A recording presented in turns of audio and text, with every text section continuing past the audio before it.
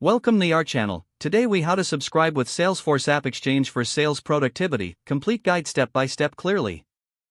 To begin, open your web browser and navigate to the Salesforce AppExchange website.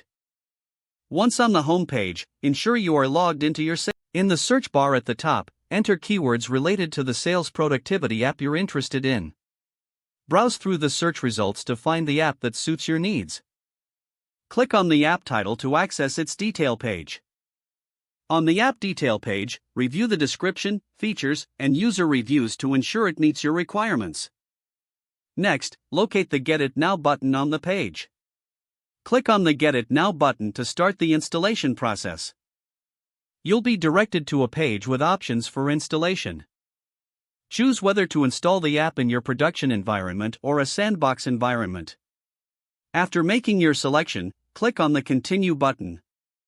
Read through the terms and conditions carefully before proceeding. Once ready, click on the Confirm and Install button. You may be prompted to log into Salesforce once more for verification. After logging in, choose the user profiles that will have access to the app. Adjust the installation settings as necessary to fit your organization's needs. Once you have configured everything, click on the Install button. Wait while the installation process completes. Upon installation, you will receive a confirmation message. Return to your Salesforce dashboard to locate the newly installed app.